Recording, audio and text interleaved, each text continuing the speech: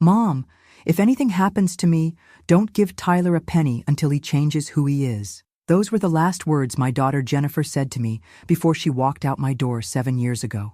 6 hours later, she was dead, her car wrapped around an oak tree in the rain.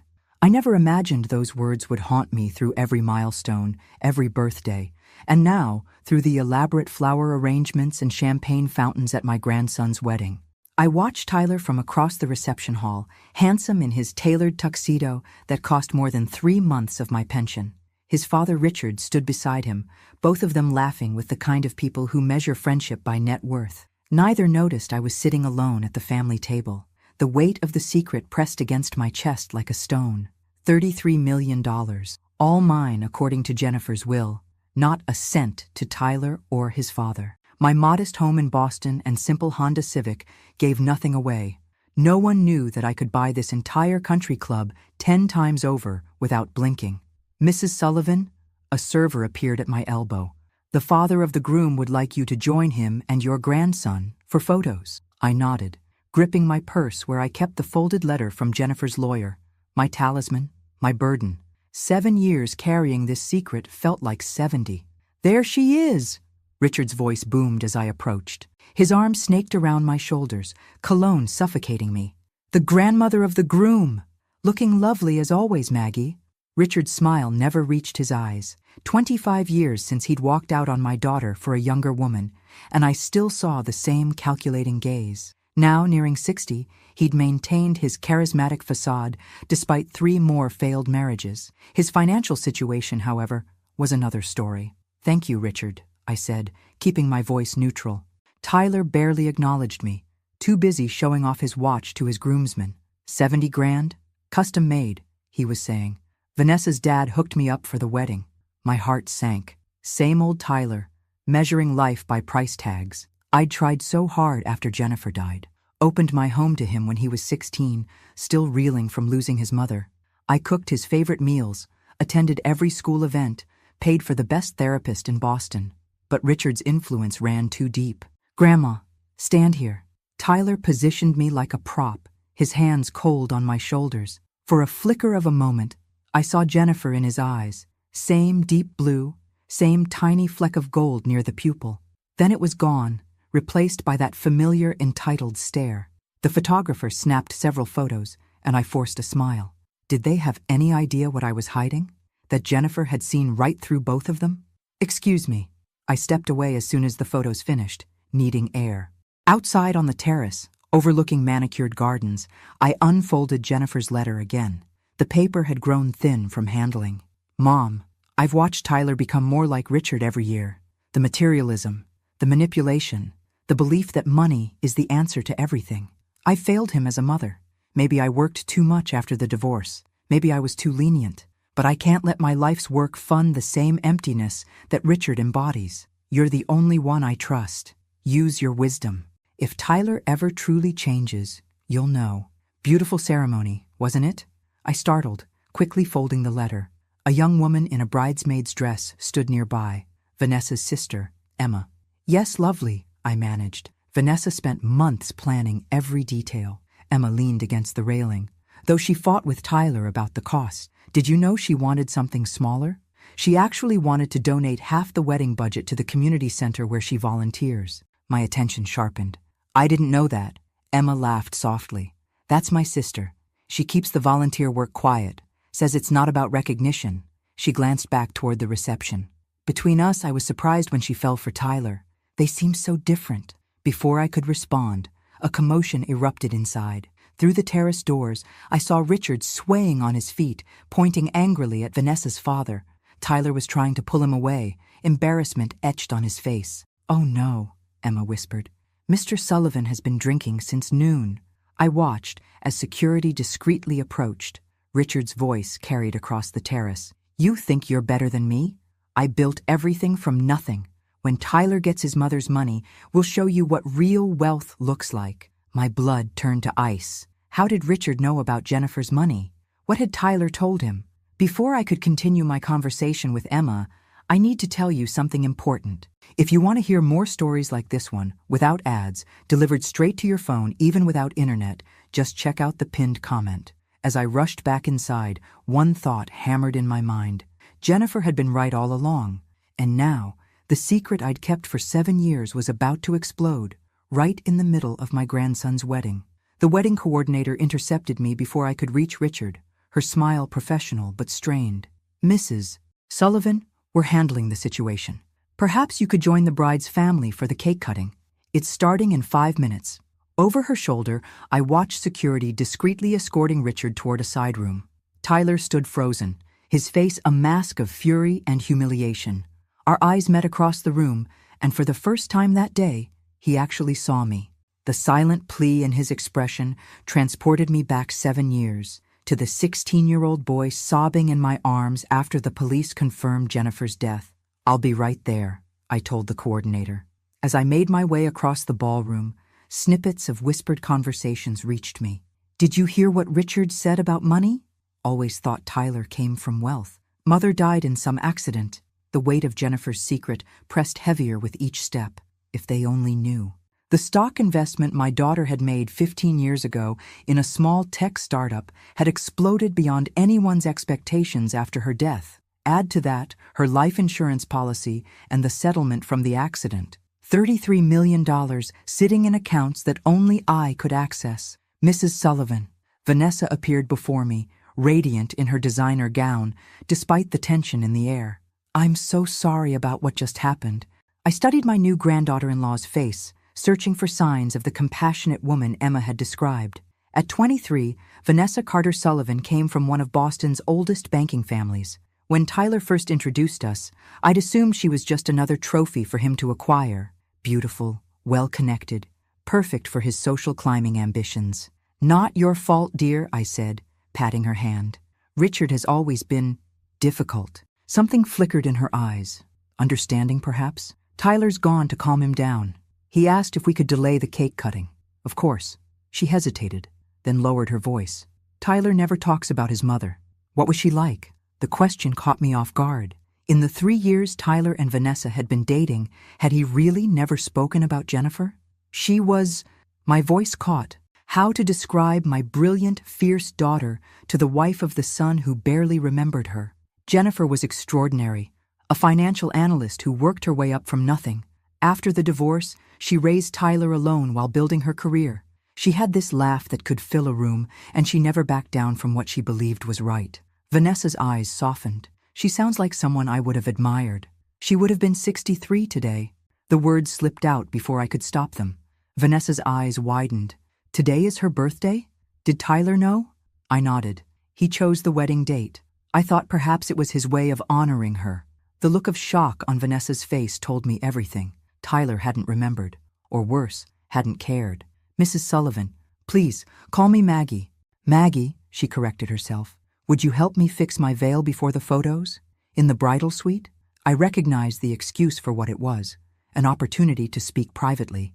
Curious, I followed her through the reception hall, past clusters of expensively dressed guests. The bridal suite was empty now, scattered with makeup brushes and champagne flutes. Vanessa closed the door and turned to face me.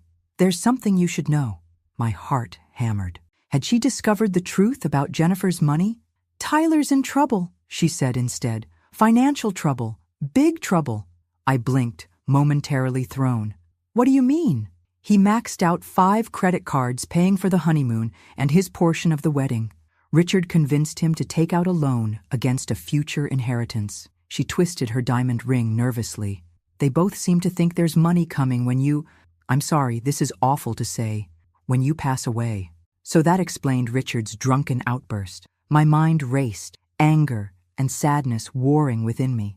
7 years of providing for Tyler, the private university tuition I paid anonymously through a trust, the apartment I subsidized, the lucky breaks I arranged through old nursing contacts, and still, he was counting the days until my death? "There's something else," Vanessa continued, her voice dropping to a whisper. "Last night, I overheard Richard telling Tyler they should try to get you declared mentally incompetent if you don't cooperate about the inheritance after the wedding." The room seemed to tilt. "What?" Vanessa's eyes filled with tears. "I can't believe I'm saying this on my wedding day, but I think I've made a terrible mistake. The man I fell in love with, the Tyler who volunteers with me at the community center, who stayed up all night helping me prepare meals for the homeless? That man seems to disappear whenever his father is around. I stared at her, processing this new information. Tyler volunteering? Helping the homeless? This didn't align with anything I'd observed over the past 7 years. Before I could respond, the door burst open. Tyler stood there, his face flushed with either anger or alcohol, perhaps both. "There you are," he snapped at Vanessa. "Everyone's waiting. What are you doing with her?" The contempt in the way he said "her" cut through me like a knife. This was the real Tyler, the one Jennifer had seen clearly enough to protect her fortune from. "Don't speak to your grandmother that way," Vanessa said, her voice quiet but firm. Tyler's expression darkened. "Stay out of family business, Vanessa. Dad's having a rough day." "It's your mother's birthday, Tyler," she replied. "Did you even remember?" The color drained from his face. For a moment, the mask slipped, and I glimpsed something I hadn't seen in years. Shame. "The cake," he muttered, turning away. "They're waiting." As Vanessa followed him out, she gave me a look that spoke volumes. This marriage was already fracturing, barely hours after the vows. Alone in the bridal suite, I pulled out my phone and dialed a number I rarely used. "Stanley Friedman's office," answered a crisp voice. "This is Margaret Sullivan," I said. "I need to speak with Jennifer's lawyer immediately. There's been a development." Stanley couldn't take my call until Monday, but his assistant assured me the trust was secure. Nobody, not Richard, not Tyler, not even a team of Boston's finest lawyers, could touch Jennifer's money without my consent. I returned to the reception, with my heart racing, but my resolve strengthened. The grand ballroom had transformed for the evening portion. Crystal chandeliers cast a golden glow over the dance floor where Tyler and Vanessa were performing their first dance. They looked like figures from a fairy tale, him in black, her in white, moving together in practiced steps that probably cost thousands in private lessons. "Beautiful couple," said a voice beside me. Vanessa's father, William Carter, offered me a glass of champagne. Unlike Richard's flashy ostentation, William exuded old money confidence. "Shame about Tyler's father causing a scene. Richard has always been theatrical," I replied, accepting the drink. William's eyebrow rose slightly. "That's a diplomatic way of putting it." He lowered his voice. "Between us, I had concerns about this match. Vanessa has always had, shall we say, a social conscience that doesn't typically align with the Sullivan men's reputation." The comment surprised me. "You know Richard well. We've crossed paths in business." Nothing positive. His expression remained carefully neutral. "I respect my daughter's choices, but a father worries, especially when he hears rumors about gambling debts and borrowed money." My fingers tightened around the champagne flute. "Gambling?" William looked momentarily uncomfortable, as if he'd said too much. "Perhaps I'm misinformed. Excuse me, my wife is signaling me." He departed smoothly, leaving me with another piece of the puzzle. Gambling would explain Tyler's financial troubles, despite his well-paying job at an investment firm, a position I strongly suspected Richard had secured for him through dubious connections. The music changed, and guests flooded the dance floor. I retreated to a quiet corner, observing the celebration with growing unease. Richard had reappeared, seemingly sobered up, working the room with his trademark charm. I watched him approach several of William Carter's business associates, clapping shoulders and laughing too loudly. "May I have this dance?" I turned to find a gentleman about my age, distinguished in his tuxedo, hand extended politely. "Robert Winters," he introduced himself, "friend of the bride's family." "Margaret Sullivan," I replied, taking his hand after a moment's hesitation. "Grandmother of the groom." As we moved to the dance floor, Robert proved himself an accomplished dancer. "I hope you don't mind my forwardness," he said. "You looked like you could use a rescue from your thoughts." I smiled despite myself. "That obvious?" I recognized the look of someone carrying a heavy burden. I wore it myself for years after my wife passed. There was no pity in his tone, just understanding. For a moment, I allowed myself to relax into the dance, grateful for the respite from the tension. "I knew your daughter," he said after a moment, his words nearly stopping my heart. "Jennifer Sullivan, right? Brilliant analyst. She consulted for my firm about 12 years ago." My steps faltered. "You knew Jennifer?" Robert nodded. "She had a remarkable mind for investment strategy. Saved our company millions with her recommendations." His expression grew thoughtful. "I lost track of her after she left the industry, Someone mentioned she had passed, and I was deeply sorry to hear it. Car accident, I said automatically, the words rehearsed from years of condolences. 7 years ago. A terrible loss. She spoke about you often, you know, with great admiration. Tears threatened at the corners of my eyes. I'd grown so accustomed to being invisible at family gatherings, to Tyler's dismissive attitude, that I'd forgotten how it felt to be seen. Did she ever mention... I began, then stopped myself. What was I doing? Interrogating a stranger at my grandson's wedding. But Robert seemed to understand what I couldn't ask. If you're wondering whether she mentioned her investment in Horizon Tech, yes, she did. Jennifer was one of the earliest investors. Smart move that would have paid off substantially. My blood ran cold. How much did this man know? It's actually why I approached you, Robert continued, his voice dropping. I recognized you from a photo in her office. When I saw you here, looking so troubled, I wondered if perhaps her son inherited that investment. Young people often mismanage sudden wealth. The dance ended before I could respond, which was fortunate since I had no idea what to say.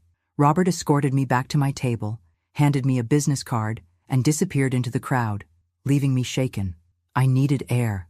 Slipping out a side door, I found myself in a small garden illuminated by twinkling lights. To my surprise, I wasn't alone. Vanessa sat on a stone bench, still in her wedding gown, staring at her phone. She looked up as I approached, hastily wiping her eyes. Maggie, I'm sorry, I just needed a minute. Are you all right?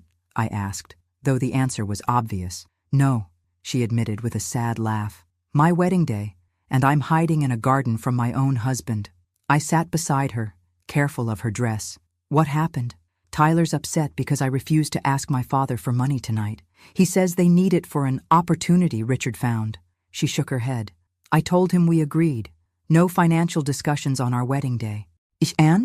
And he said I clearly didn't understand how the real world works, that his father has connections that could set us up for life if we act now. Her voice hardened. Then he said maybe he should have married someone who supported his ambitions instead of someone who wastes time serving soup to junkies. The cruelty sounded exactly like something Richard would say. I'm so sorry, Vanessa. He wasn't always like this, she whispered. When we met in college, Tyler was different. Struggling with his classes, working part-time at the campus cafe. He seemed genuine, vulnerable. She twisted her ring. The community service was his idea, you know. Said his mother used to volunteer, and he wanted to honor her memory. I stared at her in disbelief. Tyler said that? She nodded. The more successful he became at his job, the more time he spent with Richard, the more he changed. It was subtle at first. Designer clothes, expensive restaurants. Then came the gambling. So William was right, I murmured. My father knows? She looked mortified. Tyler promised he'd stopped months ago. A text lit up her phone. She glanced down and her face fell. They're cutting the cake now. I have to go. As she stood, smoothing her dress, I made a decision. Vanessa, after the honeymoon, I'd like to speak with you and Tyler. There's something you both need to know. About the inheritance? She asked perceptively. About Jennifer, I corrected. And yes, about what she left behind, but not what Tyler expects. For the first time that evening, I felt Jennifer's presence beside me, approving as I finally prepared to unveil the truth she'd entrusted to me 7 years ago. The cake-cutting ceremony was a masterclass in pretense. Tyler and Vanessa smiled for the cameras, feeding each other bites of 5-tier white chocolate ganache that cost more than my monthly pension. No one watching would have guessed they'd been arguing minutes earlier, or that the father of the groom was being closely monitored by security guards posing as waitstaff. I stood at the periphery, my mind racing from the conversation with Robert Winters. How much did he know about Jennifer's investments? Was it coincidence he approached me tonight, or something more calculated? Quite the spectacle, isn't it? I turned to find Emma, Vanessa's sister, beside me again. She held 2 plates of cake. Thought you might want some, since you're hiding in the corner. Thank you, I said, accepting the plate. And I'm not hiding, I'm observing. Same difference at these events. She took a bite of cake. God, $30,000 and it tastes like grocery store sheet cake. I nearly choked. 30,000? For a cake? Emma rolled her eyes. Tyler insisted.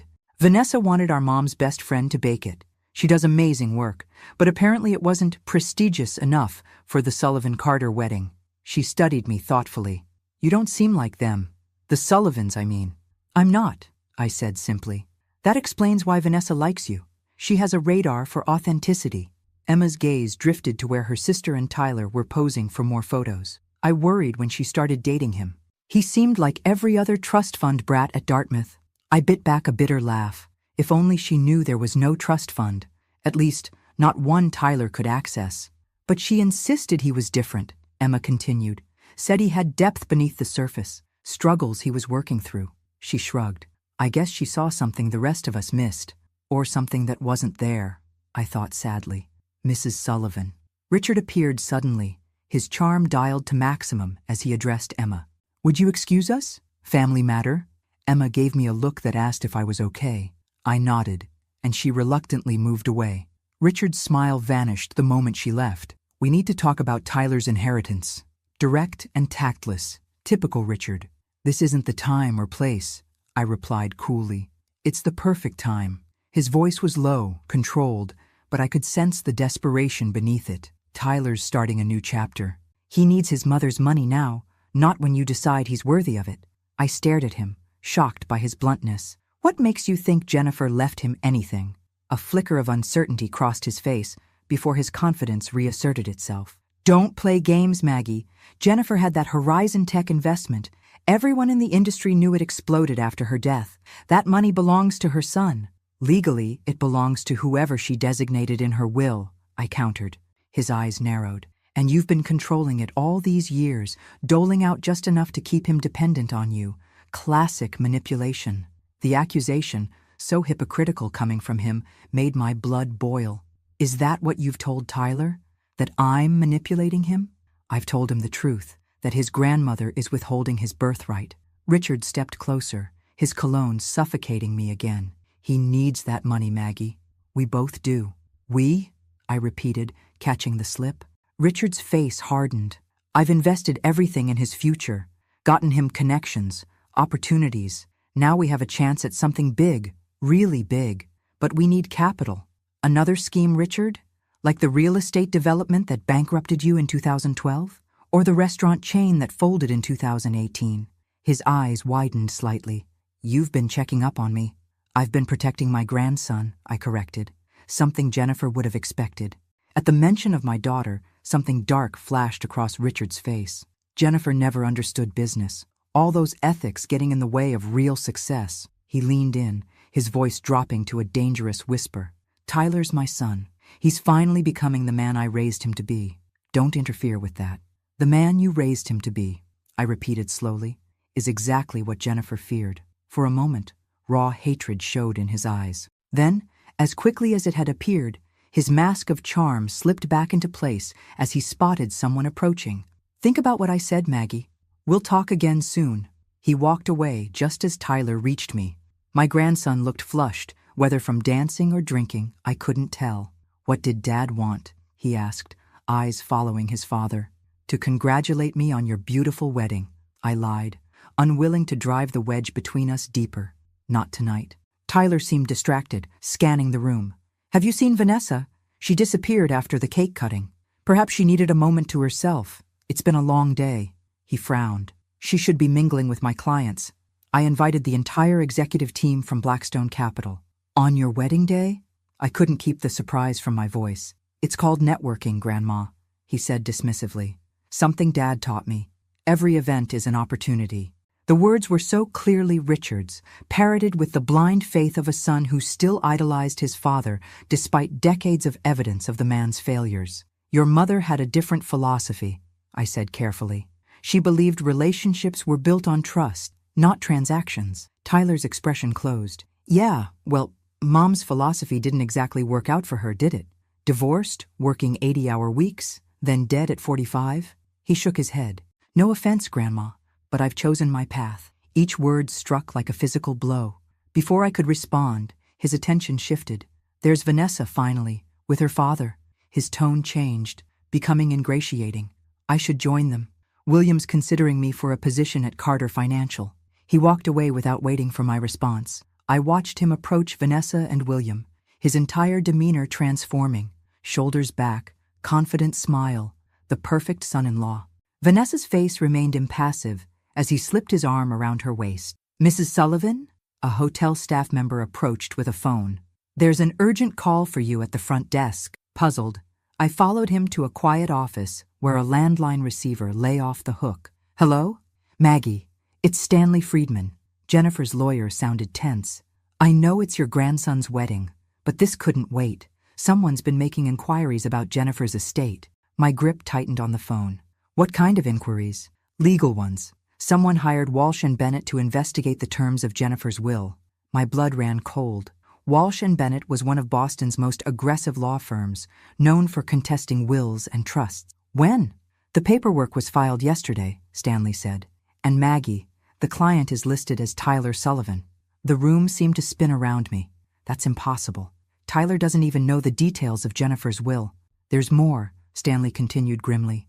"They've specifically requested information about mental competency requirements for trustees. They're building a case to have you declared unfit to manage the trust." Vanessa's warning from earlier echoed in my mind. This wasn't just talk. They were already taking action. "What do I need to do?" I asked, my nurse's training kicking in, focusing on practical steps rather than the betrayal tearing at my heart. "For now, nothing. The trust is ironclad." Jennifer made sure of that. Stanley's voice softened. "But Maggie, you should be careful around both Tyler and Richard.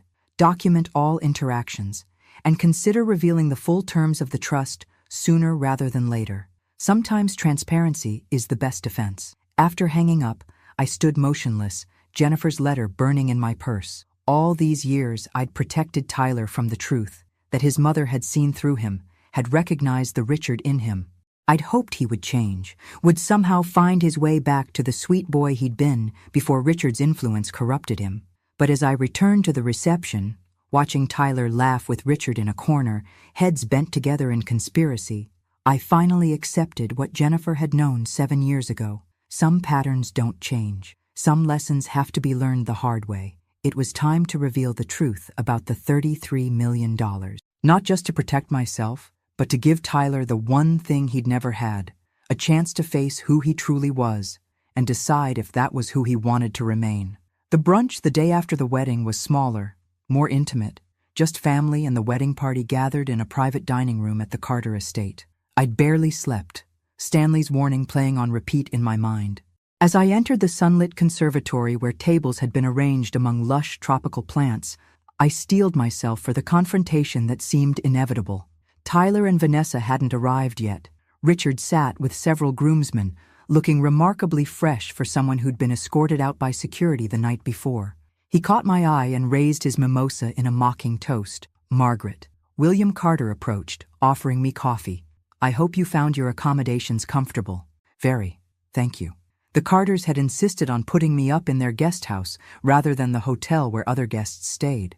I'd been touched by the gesture, but now wondered if William had his own reasons for keeping me close. "I wonder if we might speak privately before the young couple arrives," he said, confirming my suspicion. I followed him to a stone terrace overlooking immaculate gardens. For a moment, neither of us spoke, sipping our coffee and watching gardeners trim hedges in the distance. "I should tell you," William finally said, "that I knew Jennifer."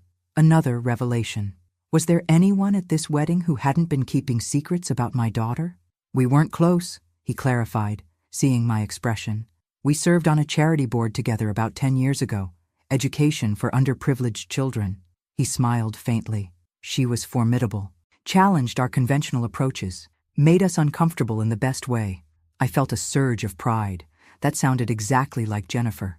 When Vanessa started dating her son, I didn't make the connection immediately. Sullivan is a common name. William set down his cup.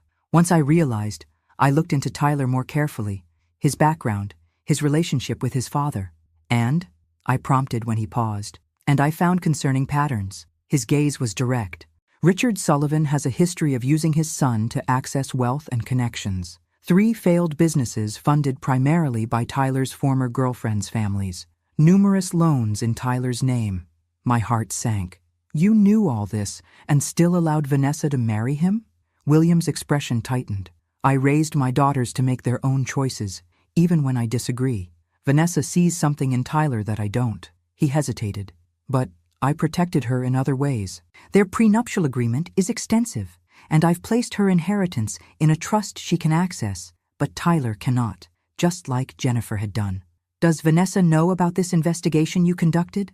Not the extent of it, but she's smart, observant. She sees Richard's influence. He leaned forward. Which brings me to why I wanted to speak with you. There are rumors in financial circles that Jennifer left behind substantial assets that Tyler expects to inherit when you pass. Richard has been using this expectation to secure investments and loans, and you're concerned about your daughter being drawn into their schemes, I concluded. Precisely. He met my eyes. I don't mean to be indelicate, Margaret, but are these rumors true?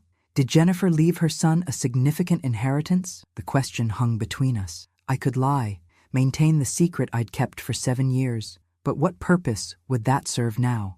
Jennifer left everything to me, I said quietly. With specific instructions about Tyler.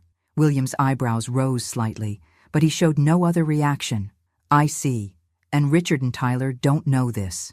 They suspect, but don't know the details, which is why I swallowed hard.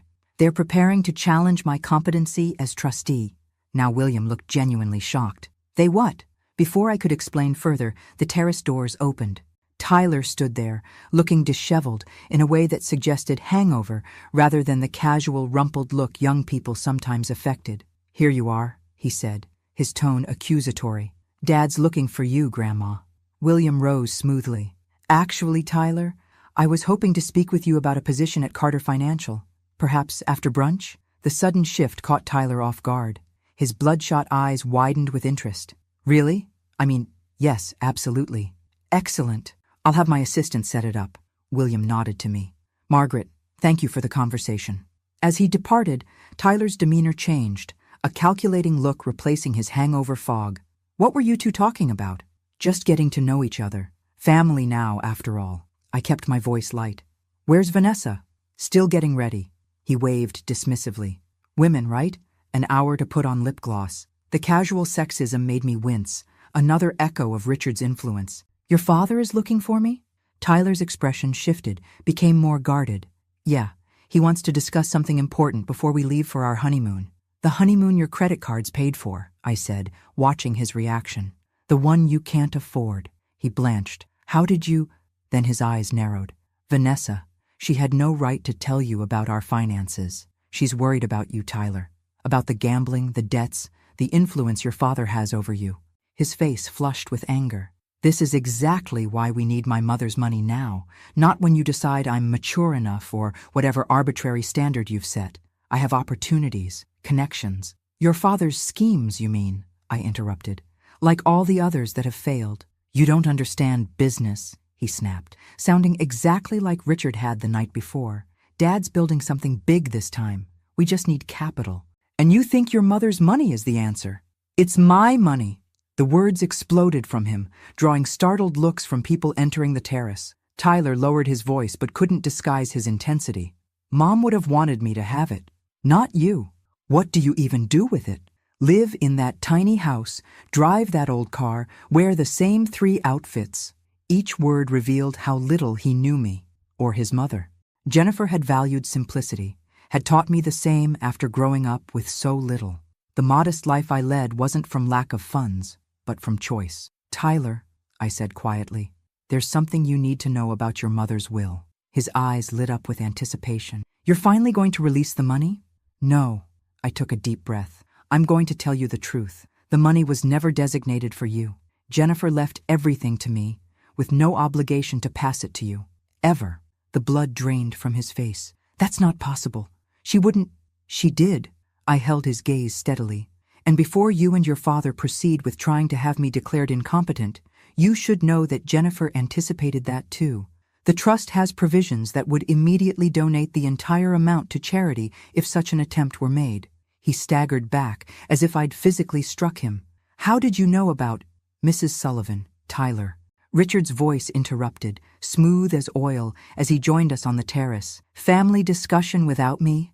I'm hurt. One look at Tyler's shocked face, and Richard's smile faltered. What's going on? Ask your son, I said, gathering my purse. I believe he has news about the inheritance you've been counting on. As I walked away, I heard Richard's urgent whispers and Tyler's devastated response. It's gone, Dad. It was never ours to begin with. For the first time since Jennifer died, I felt the weight of her secret lifting. The truth was out, at least part of it. What I hadn't told them was what Jennifer had written in her final instructions. If Tyler ever truly changes, Mom, the money is his. You'll know when that time comes. If it never does, use it for good in this world. As I re-entered the brunch, I caught Vanessa watching the terrace, concern etched on her face as she observed her new husband's animated conversation with his father.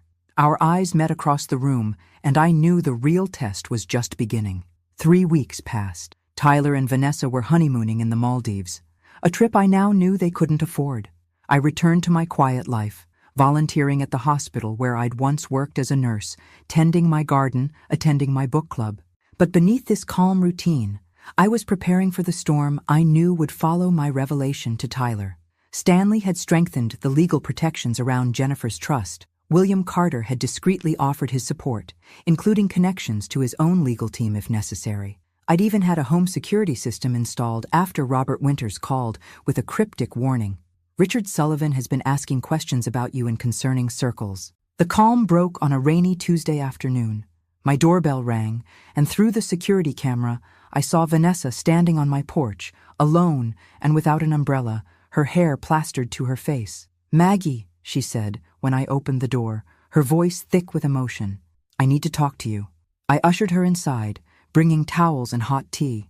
She sat at my kitchen table, looking both younger and older than she had at the wedding, a girl playing at being a woman, suddenly confronted with harsh reality. "Tyler told me everything," she said finally, cradling the mug between her hands. "About Jennifer's money, about what you told him at the brunch." She met my eyes. "Is it true?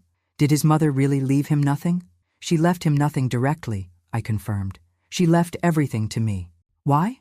The simple question contained so much bewilderment. "He's her son." I considered how to answer, how much to reveal. Jennifer watched Tyler growing up, being shaped by Richard's values. She was afraid of what unlimited money would do to him if he got it too young, without earning it. So it was about teaching him responsibility? Partly, I said carefully, and partly about protection. For Tyler, from himself. Vanessa stared into her tea. "The honeymoon was awful," she said abruptly. "Tyler was on the phone with Richard constantly. They fought, then plotted, then fought again. Tyler barely spoke to me, except to ask if my father might invest in their new venture." My heart ached for her. "I'm sorry, Vanessa." When we got back yesterday, Richard was waiting at our apartment. They talked for hours in Tyler's office. I heard shouting. She looked up, her eyes red-rimmed but dry. "This morning, Tyler told me he's hired lawyers to contest the will. He says you manipulated Jennifer when she was vulnerable, that the money should rightfully be his." I'd expected this, but it still hurt. "And what do you think?" "I think," she said slowly, "that Tyler's not the man I thought I married." She twisted her wedding ring. "The community center called yesterday. Tyler resigned from volunteering, said he couldn't waste time on charity cases anymore." The cruelty of the statement, so reminiscent of Richard, made me wince. "There's something else," Vanessa continued. "Tyler doesn't know I heard, but Richard was talking about other ways to accelerate the inheritance timeline. It scared me, Maggie, the way he said it." She leaned forward. "I don't think you're safe." A chill ran through me. "You think they'd harm me? I don't know what they're capable of anymore," she whispered. "Richard has a hold over Tyler I don't understand. It's like he becomes a different person around his father." We sat in silence, the rain drumming against the windows. Finally, I made a decision. "There's something you should see." I went to my bedroom and returned with Jennifer's letter, the paper soft from years of handling. This is what Jennifer wrote to accompany her will. I've never shown it to anyone.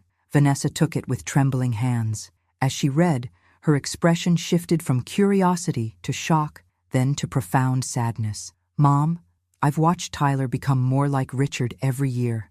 I've tried everything to break Richard's influence. The money would only accelerate Tyler's worst tendencies, but I haven't given up hope entirely. If he ever truly changes, if he finds his way back to the values I tried to teach him, you'll know. And then, Mom, the money is his to use wisely. Until then, protect him from himself, and protect yourself from both of them." She knew, Vanessa whispered. She saw exactly what would happen. "Jennifer was insightful," I said. "And she loved Tyler, even when she couldn't reach him." Vanessa carefully refolded the letter. "What will you do now?" Defend the trust, as Jennifer asked, and hope. Hope for what? That Tyler finds his way back, that he chooses to be more than Richard's son. Vanessa's phone buzzed with a text. Her face tightened as she read it. Tyler wants me home. They're meeting with the lawyers. She stood, smoothing her still damp clothes. I need to think about what to do next. As I walked her to the door, she turned suddenly. The money, all those millions. What do you do with it, Maggie? Do you just leave it sitting in accounts? I smiled faintly. Jennifer was very specific about that too. Half the income goes to foundations supporting victims of domestic abuse, Jennifer's private passion. The other half funds scholarships for low-income students, in Tyler's name, though he doesn't know it. I paused. And yes, some sits untouched, growing, waiting for Tyler to become the man his mother hoped he could be. Something shifted in Vanessa's expression. You never intended to keep it all. It was never about the money, I said gently. It was about what it would do to him. After she left, I called Stanley to warn him about the impending legal challenge. Then I called William Carter. They're moving forward with contesting the will, I told him. And Vanessa is concerned they might try other methods. William's response was immediate.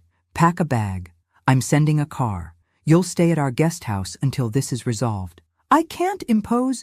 Margaret, he interrupted firmly. Jennifer protected her son from his worst instincts. Allow me to protect her mother from the consequences. 3 hours later, I was settled in the Carters' guest house, the same one I'd stayed in after the wedding. As evening fell, I sat on the terrace watching lights come on across the estate grounds. My phone rang, a number I didn't recognize. Mrs. Sullivan? The voice was familiar, but I couldn't place it. It's Robert Winters. I hope you don't mind me calling. I got your number from a mutual acquaintance. I tensed. What do you want, Mr. Winters? To warn you. His tone was grave. Richard Sullivan has been asking about Jennifer's investment portfolio, specifically about who might have helped her set it up. My name came up.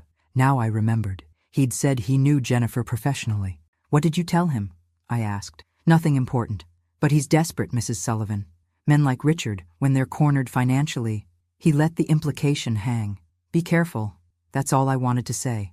After he hung up, I stood at the window watching darkness claim the manicured gardens. For 7 years, I'd carried Jennifer's secret alone. Now suddenly, so many people knew or suspected. William, Vanessa, Robert Winters, Tyler, Richard, their lawyers. I touched my phone, tempted to call Tyler, to try one more time to reach the grandson I'd helped raise, the boy who'd once had his mother's smile and compassion. But the screen lit up before I could dial. A text from Vanessa. Tyler's gone to stay with Richard. Says he needs space to process the betrayal. I'm coming to my parents' house tonight. Need to talk to you again. There's more you should know. I stared at the message, wondering what else Jennifer's carefully constructed plan had set in motion, and whether any of us would emerge unscathed from the truth it had protected for so long. Vanessa arrived at the Carter estate just after 9, her eyes red-rimmed but resolute. We sat in the guest house living room, the soft lamplight casting long shadows as rain continued to patter against the windows. I found something, she said without preamble, pulling a small flash drive from her purse. When Tyler left for Richard's, I went through his office. I know I shouldn't have, but after what I heard, she shook her head. I had to know what they were planning. My stomach tightened. And emails between Tyler and Richard going back years, discussions about the inheritance strategy. They've been planning this since before Tyler even met me. Her voice cracked. Our entire relationship. It was all part of their plan. What do you mean? She plugged the drive into her laptop. Richard knew my family had connections to financial circles Jennifer had worked in. They thought I might have information or access to people who did. She opened a file and turned the screen toward me. Read this. From 3 years ago, right when Tyler and I started dating.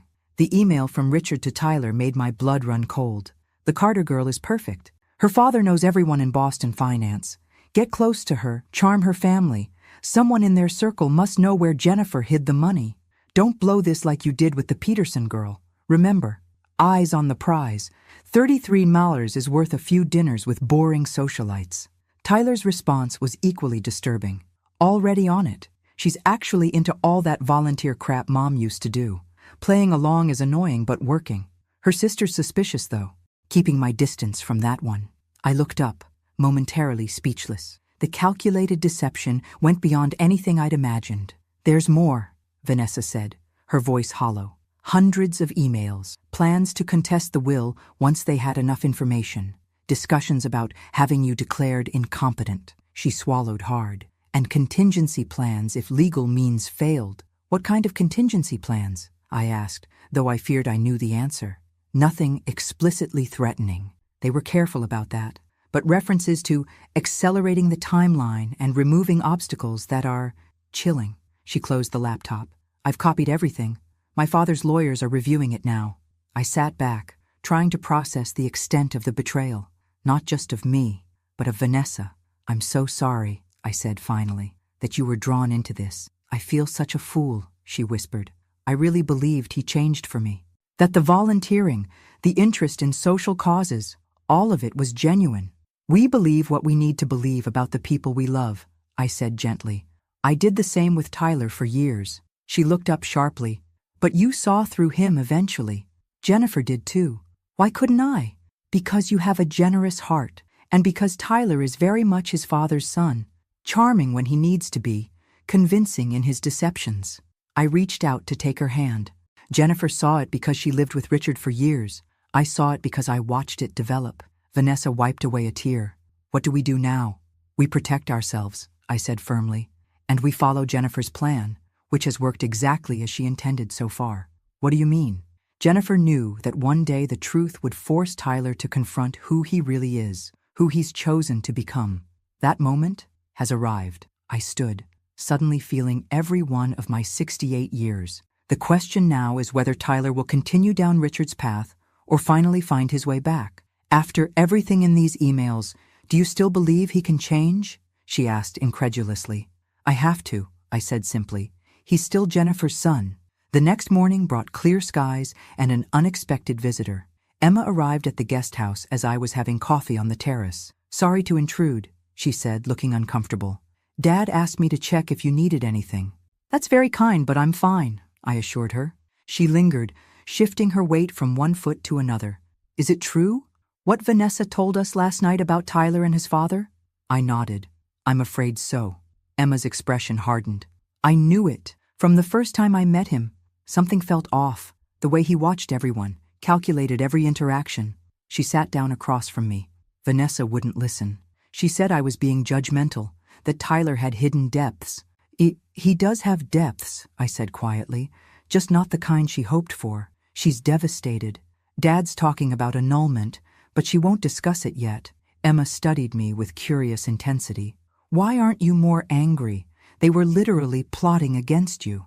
It was a fair question. I've had 7 years to prepare for this moment. Jennifer warned me it would come. She sounds like she was remarkable. She was. I smiled at the memory of my fierce, principled daughter. And she'd be grateful for how your family has supported Vanessa through this. Emma's phone chimed with a text. Her expression changed as she read it. Oh no. What is it? Tyler's here, at the main house. He's demanding to see Vanessa. I rose immediately. I should... No, Emma said firmly. Dad and our security team are handling it.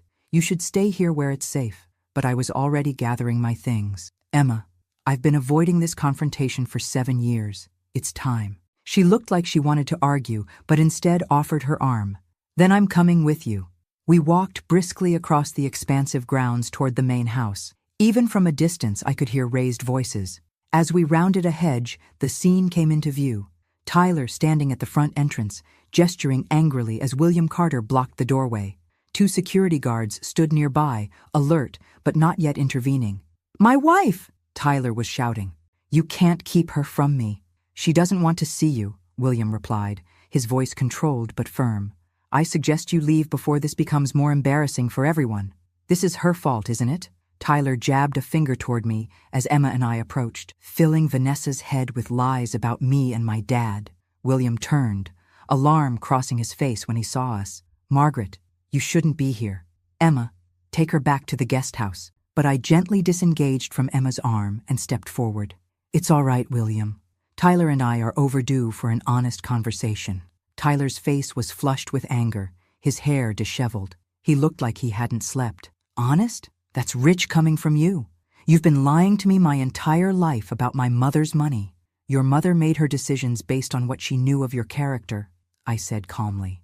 and your actions since then have only confirmed her judgment." He flinched as if struck. "You turned Vanessa against me, made her spy on me, steal private communications."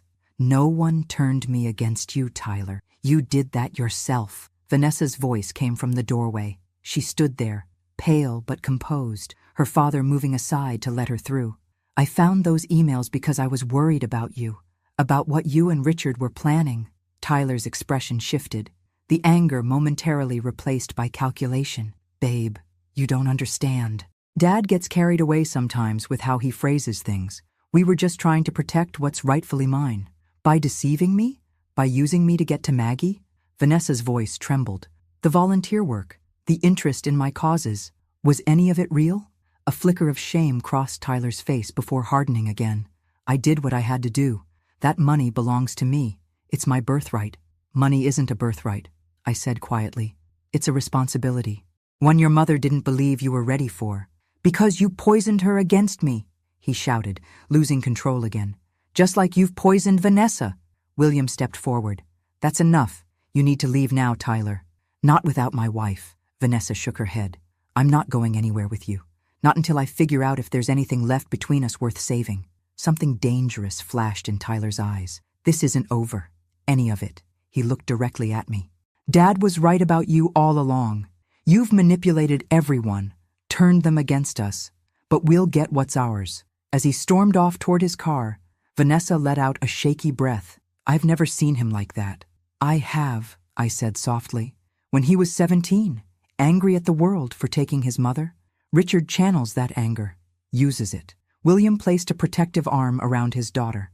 "We should go inside. The lawyers will be here soon to discuss options." As we turned toward the house, I glanced back at Tyler's retreating figure and felt a profound sadness wash over me. In trying to protect him from himself, had Jennifer's plan only pushed him further into Richard's toxic influence? Or was this confrontation exactly what needed to happen, the breaking point before any healing could begin? Either way, the battle lines were now clearly drawn, and I knew with cold certainty that Richard wouldn't stop until he had what he believed was his due, even if it meant destroying what remained of his son's integrity to get it. The next 2 days passed in a blur of legal consultations and security precautions. William's team discovered that Richard had substantial gambling debts to dangerous people, explaining his increasing desperation. Vanessa filed for a temporary restraining order after Tyler showed up at her office, causing a scene. And I sat through hours of depositions, defending Jennifer's will against accusations that I had exercised undue influence over my dying daughter. By Friday evening, I was exhausted. I sat alone in the guest house, watching darkness fall over the Carter estate, when my phone rang. The number was blocked. "Hello?" I answered cautiously. "Mrs. Sullivan." The familiar voice of Robert Winters caught me by surprise. "I need to see you. It's urgent." "Mr. Winters, I don't think—" "It's about Jennifer," he interrupted, "and about Richard.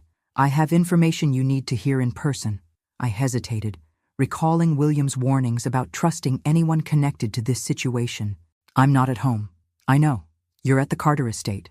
When I remained silent, he added, "Richard has been monitoring your movements. That's part of what I need to tell you." A chill ran through me. "How do I know I can trust you?" "Jennifer called you Magpie when she was little," he said softly, "because you collected shiny things, sea glass, buttons, coins with unusual dates." My breath caught. No one knew that nickname except Jennifer. "How could you possibly—" "I'll explain everything. Meet me at the public garden near the Carter estate. 1 hour. Come alone." The line went dead before I could respond. Every instinct told me not to go, that it could be a trap. But the mention of that childhood nickname, something so private, so personal, gnawed at me. After 15 minutes of internal debate, I made a decision. I wouldn't go alone. William was reluctant, but understood when I explained. "My head of security will be nearby, out of sight," he assured me. "Emma insisted on driving you. She'll stay in the car at a distance." "Thank you," I said, touched by their concern. "I know this isn't your fight." He smiled grimly. "Richard Sullivan made it our fight when he used my daughter in his schemes." The public garden was nearly empty as dusk deepened into night. A few couples strolled along distant paths, enjoying the warm evening. I sat on a bench near the central fountain as instructed, Emma's car visible in the parking lot beyond. "Mrs. Sullivan," I startled, turning to find Robert Winters settling beside me. He looked more haggard than at the wedding, his expensive suit slightly rumpled. "Thank you for coming," he said. "I know it was asking a lot, given the circumstances." "How did you know about Magpie?" I demanded. He smiled faintly. "Jennifer told me. We were closer than I implied at the wedding." Understanding dawned. "You were involved with my daughter." He nodded. "For nearly 2 years, before her accident. We kept it private because of her position at the firm and because," he hesitated, "because Richard was still a complication in her life, through Tyler." My mind raced, trying to reconcile this revelation with what I knew of Jennifer's final years. "She never mentioned you." "She was protecting me," he said simply. Richard had threatened anyone she dated after him. Professional sabotage, personal harassment. He couldn't stand the idea of her moving on. Robert looked down at his hands. "When Jennifer made that investment in Horizon Tech, I helped her structure it. I knew how valuable it could become." "You knew about the money all along," I realized. "I knew there would be money eventually. I didn't know she'd left it all to you until after she died." His expression grew serious. "Which brings me to why I asked to meet you. Richard has become dangerously obsessed with getting that money. He's hired people to watch you, to look for any vulnerability in the trust." "How do you know this?" "Because he approached me last week, offered me a percentage if I would help him challenge the will based on my relationship with Jennifer." Robert's face hardened. "He thought I would betray her for money." "And you refused." "Of course I refused, but it made me realize how far he's willing to go." He leaned closer. "Richard has evidence of your recent doctor visits. He knows about your heart condition." My blood ran cold. My mild arrhythmia was nothing serious, but in the hands of Richard's lawyers, it could be weaponized to question my competence. "There's more," Robert continued. "He's been manipulating Tyler since Jennifer died, feeding him a distorted version of his mother, making her seem weak, financially foolish, easily influenced by you." His eyes met mine. "Jennifer was the strongest, most clear-headed woman I've ever known." "Yes," I whispered, "she was. I've kept silent for years out of respect for her wishes. But seeing what Richard is doing to Tyler, using him as a pawn..." He shook his head. "Jennifer wouldn't want that. She always hoped Tyler would break free of his father's influence." "Why are you telling me this now?" "Because I have something that might help." He reached into his jacket and removed a sealed envelope. "Jennifer gave this to me before she died. Said if anything happened to her, I should hold on to it unless Tyler ever ended up exactly like his father." Her words. I took the envelope with trembling hands. "What is it?" "A letter and a USB drive containing recordings of conversations between Jennifer and Richard in the years after their divorce. Things he said about Tyler, about his plans to use the boy to get Jennifer's money eventually." Robert's expression was grim. "It's ugly, Margaret." She recorded him threatening her, mocking Tyler's weakness for caring about others, bragging about how he was molding the boy in his image. I stared at the envelope, understanding the weight of what it contained. Why didn't she use this during the custody battle? She tried. The judge ruled the recordings inadmissible. Richard's lawyer argued they were obtained without consent. He smiled sadly. Jennifer kept them anyway. Said someday Tyler might need to hear the truth about his father. "And you think that time is now?" I think the next 2 days passed in a blur of legal consultations and security precautions. William's team discovered that Richard had substantial gambling debts to dangerous people, explaining his increasing desperation. Vanessa filed for a temporary restraining order after Tyler showed up at her office, causing a scene. And I sat through hours of depositions, defending Jennifer's will against accusations that I had exercised undue influence over my dying daughter. By Friday evening, I was exhausted. I sat alone in the guest house, watching darkness fall over the Carter estate, when my phone rang. The number was blocked. "Hello?" I answered cautiously. "Mrs. Sullivan." The familiar voice of Robert Winters caught me by surprise. "I need to see you. It's urgent." "Mr. Winters, I don't think—" "It's about Jennifer," he interrupted. "And about Richard. I have information you need to hear in person." I hesitated, recalling William's warnings about trusting anyone connected to this situation. "I'm not at home." "I know. You're at the Carter estate." When I remained silent, he added, "Richard has been monitoring your movements. That's part of what I need to tell you." A chill ran through me.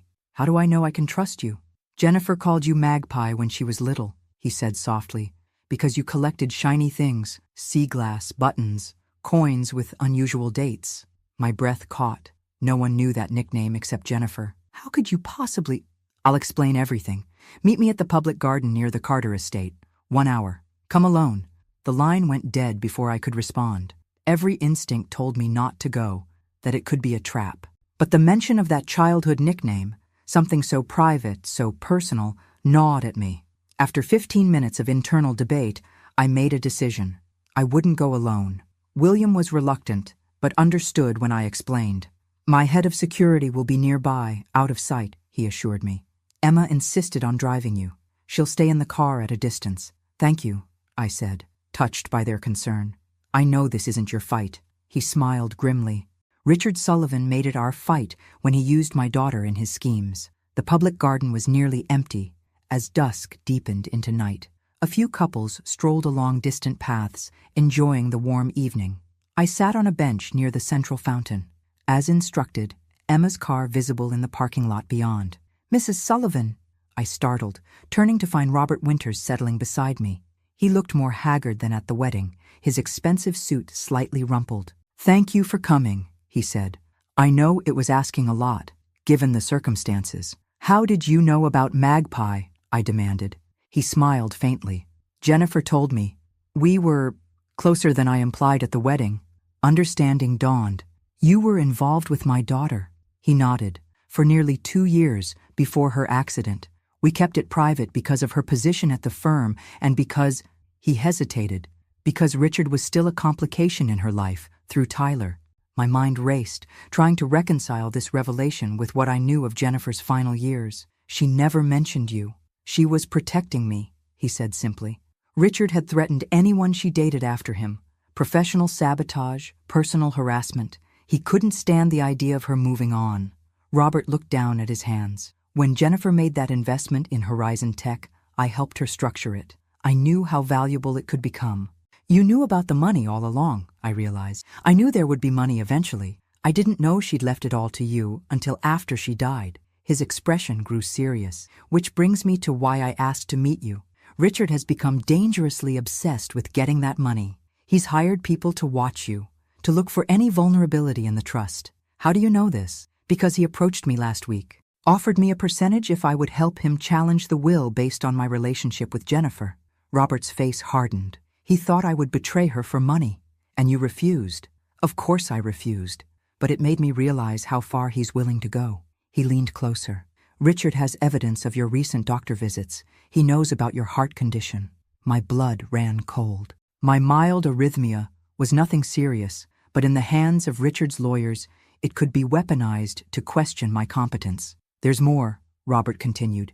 He's been manipulating Tyler since Jennifer died, feeding him a distorted version of his mother, making her seem weak, financially foolish, easily influenced by you. His eyes met mine. Jennifer was the strongest, most clear-headed woman I've ever known. Yes, I whispered, she was. I've kept silent for years out of respect for her wishes. But seeing what Richard is doing to Tyler, using him as a pawn, he shook his head. Jennifer wouldn't want that. She always hoped Tyler would break free of his father's influence. Why are you telling me this now? Because I have something that might help. He reached into his jacket and removed a sealed envelope. Jennifer gave this to me before she died. Said if anything happened to her, I should hold on to it unless Tyler ever ended up exactly like his father. Her words. I took the envelope with trembling hands. What is it? A letter and a USB drive containing recordings of conversations between Jennifer and Richard in the years after their divorce. Things he said about Tyler, about his plans to use the boy to get Jennifer's money eventually. Robert's expression was grim. It's ugly, Margaret. She recorded him threatening her, mocking Tyler's weakness for caring about others, bragging about how he was molding the boy in his image. I stared at the envelope, understanding the weight of what it contained. Why didn't she use this during the custody battle? She tried. The judge ruled the recordings inadmissible. Richard's lawyer argued they were obtained without consent. He smiled sadly. Jennifer kept them anyway, said someday Tyler might need to hear the truth about his father. And you think that time is now. I think Tyler deserves one last chance to see Richard for who he truly is, Robert said quietly, before he loses everything that matters, his marriage, his integrity, his mother's legacy. As I slipped the envelope into my purse, a twig snapped nearby. Robert tensed, scanning the darkness. We should go. I don't trust Richard not to have followed me.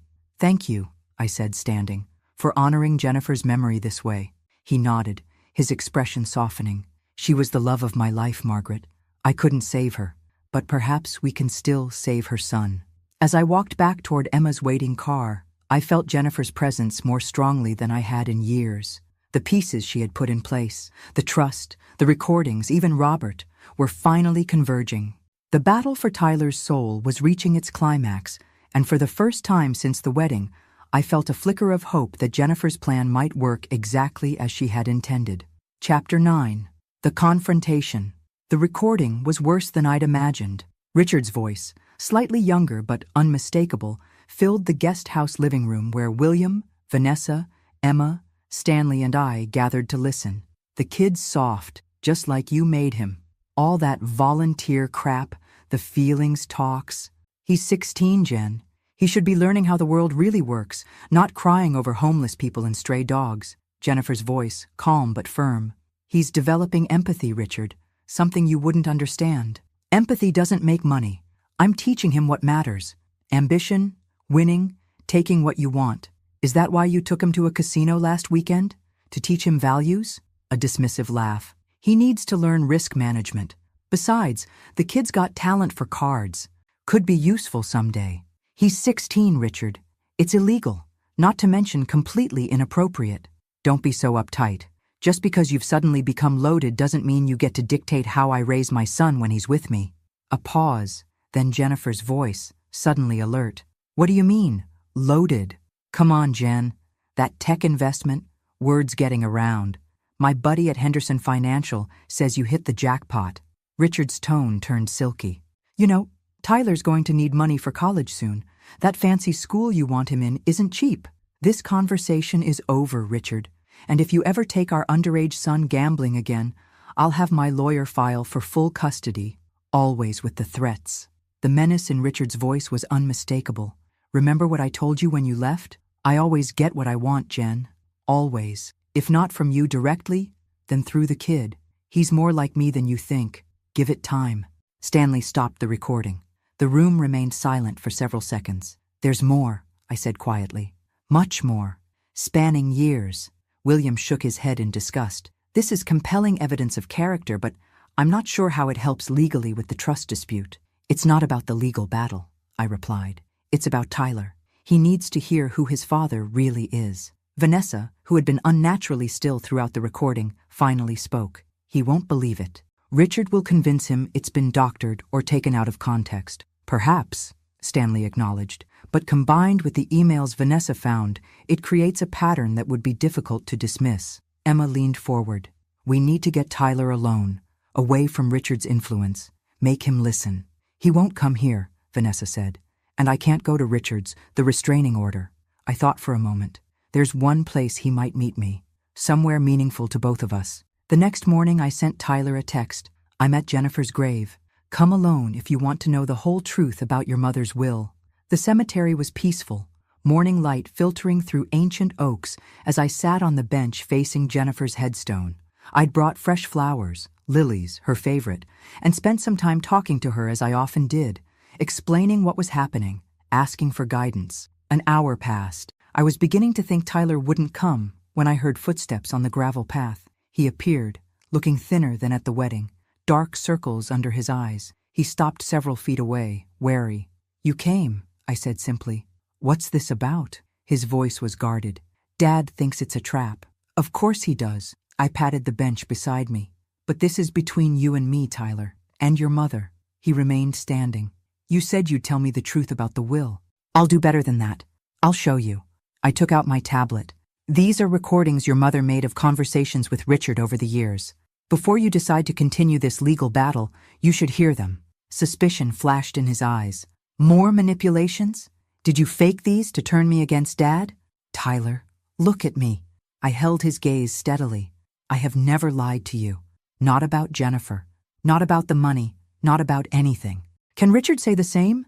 Something flickered in his expression. Doubt, perhaps. Wordlessly, he sat beside me, leaving space between us. I handed him earbuds and the tablet. Listen, then decide. For the next 40 minutes, Tyler sat motionless, his face increasingly pale as he listened to his father's words, the dismissive comments about Tyler's weakness, the plans to use him to access Jennifer's money, the gradual strategy to shape him into Richard's image. Most damning was a recording from when Tyler was 17, shortly after Jennifer's death. "The timing's actually perfect," Richard told someone. "Kid's devastated, totally malleable. Give me 5 years, and he'll be exactly where I need him.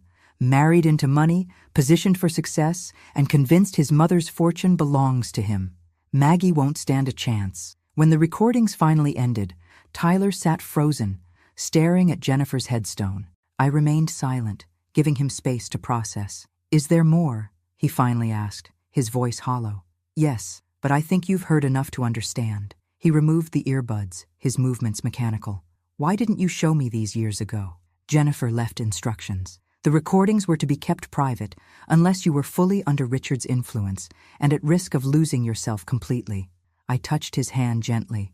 "She always hoped you'd find your own way, without needing to hear these ugly truths." Tyler's breathing became ragged, his control slipping. I trusted him. Everything I've done, college, career, even marrying Vanessa, all guided by him. "I know," I said softly. "Was anything he ever told me true?"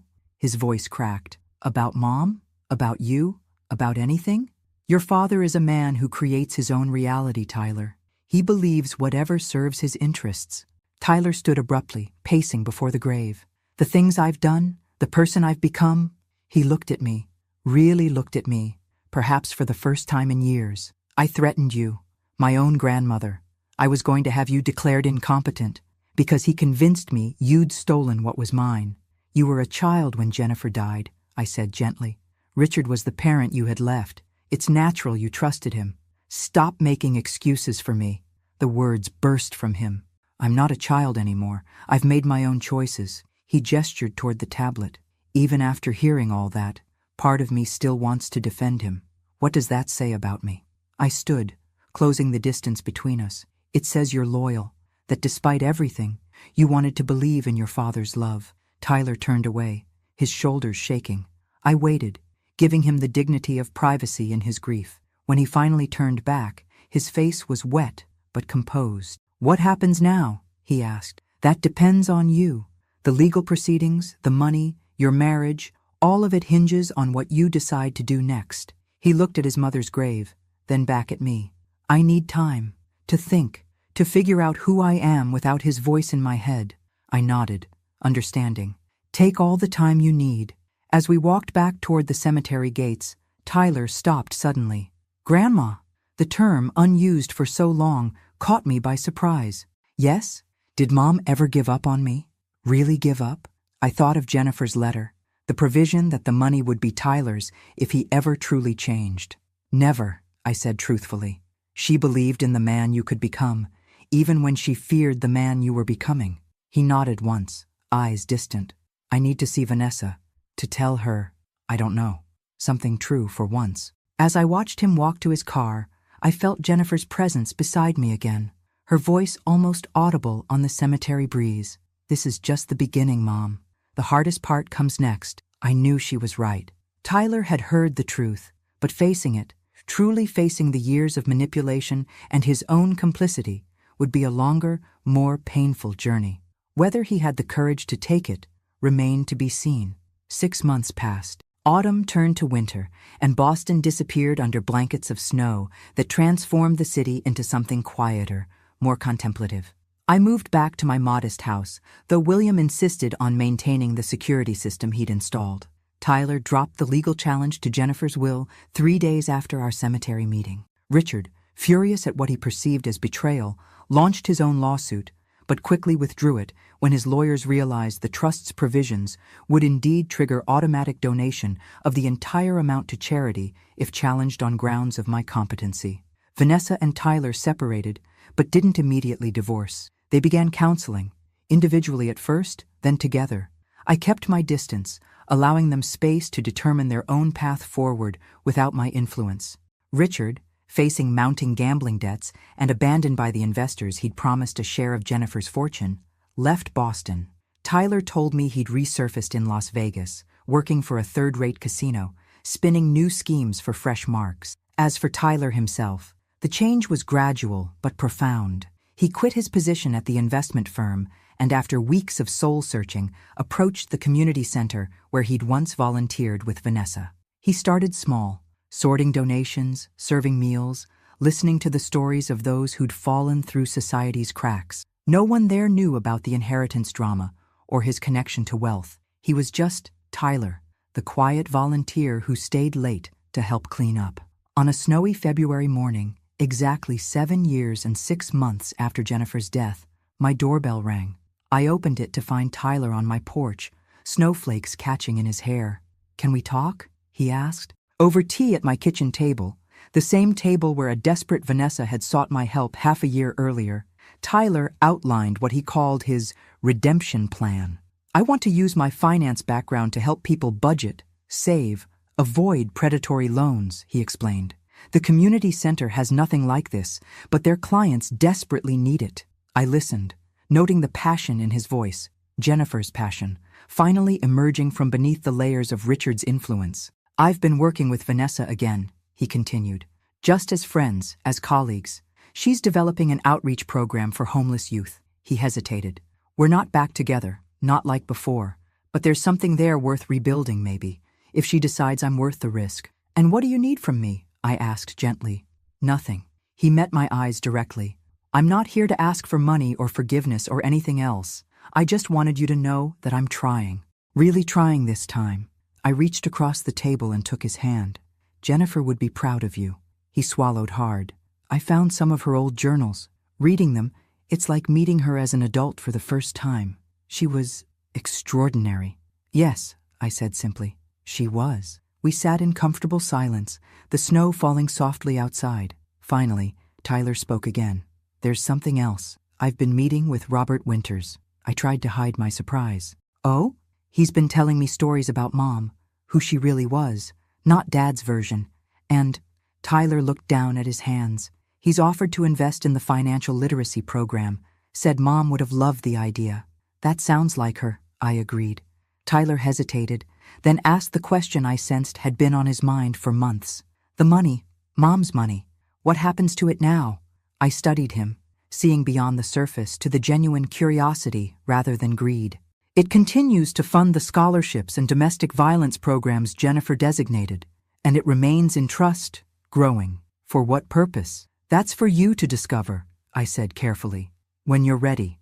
1 year later, on a bright spring morning, I sat in the audience of a small community center auditorium, watching Tyler address the first graduating class of the Jennifer Sullivan Financial Independence Program.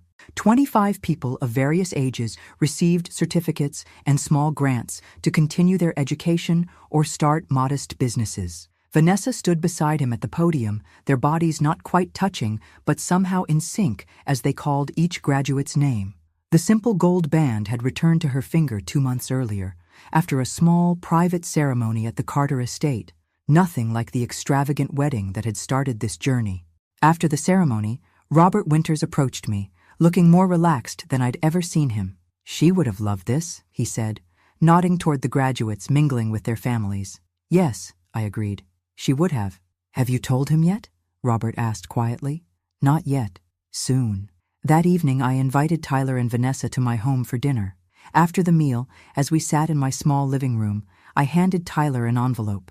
"What's this?" he asked. "The final part of Jennifer's plan," I explained. "The part she hoped would someday be possible." Inside was a letter I'd written, outlining the full terms of Jennifer's trust, including the provision that when Tyler demonstrated through his actions that he had rejected Richard's values and embraced Jennifer's vision of service and compassion, the trust would transfer to his control. "I don't understand," he said, looking up from the letter. "You're giving me the money?" "No," I corrected gently. "Jennifer is. She always intended it to be yours eventually. Not as a birthright, but as a responsibility you earned. The scholarships, the domestic violence programs, they continue. But now you'll guide the rest of the trust's resources." Vanessa squeezed his hand as tears filled his eyes. "I don't deserve this," he whispered. "It's not about deserving," I said. "It's about becoming. Jennifer saw who you could be, beyond Richard's influence. It just took longer than she hoped." Later, after they'd left, I sat alone in my garden as twilight settled over Boston. I felt Jennifer's presence again, as I often did in quiet moments. "You were right," I whispered to her, "about everything.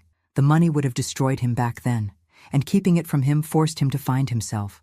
As a cool spring breeze rustled the emerging leaves, I thought about the journey from that wedding day to now, how I'd sat silently while Tyler and Richard plotted, while the truth remained buried, while $33 million hung in the balance. That silence had been Jennifer's final gift to her son, the space to fail, to fall, and finally to rise again on his own terms. Not as Richard's pawn or Jennifer's heir, but as himself, imperfect, still learning, but finally free. I smiled up at the emerging stars. "Well played, my girl," I whispered. "Well played indeed." 5 years later, the Jennifer Sullivan Foundation has funded financial literacy programs in community centers across 30 states. Tyler and Vanessa work side by side, their partnership stronger for having been broken and deliberately rebuilt. They have a 3-year-old daughter named Jennifer, who already shows her grandmother's determination and her great-grandmother's kindness. Richard occasionally surfaces, always with a new scheme, always looking for an angle. Tyler sends him enough to live on, but refuses any further contact. Robert Winters serves on the foundation's board, his financial expertise and memories of Jennifer guiding its growth. Sometimes I catch him looking at Tyler with a bittersweet expression, seeing Jennifer in her son's emerging strength. As for me, I still live in my modest house, drive my sensible car, and volunteer at the hospital. The neighbors have no idea that the quiet retired nurse on their street helped manage a multi-million-dollar trust for nearly a decade, or that my grandson now oversees one of the fastest-growing charitable foundations in the country. I still visit Jennifer's grave weekly, bringing fresh flowers and updates on her legacy. "You should see him now," I tell her. "He's finally become the man you hoped he could be." And sometimes, when the wind rustles the trees just right, I could swear I hear her answer, "I knew he would, Mom. That's why I left the money to you. You were the only one who would wait long enough to find out." Before I continue with my next story, I want to remind you to subscribe to our channel, hit the notification bell, and leave a comment below telling me what you thought of Tyler and Maggie's journey. If you want to hear more stories like this one, without ads, delivered straight to your phone even without internet, just check out the pinned comment. Your support helps us create more content just like this.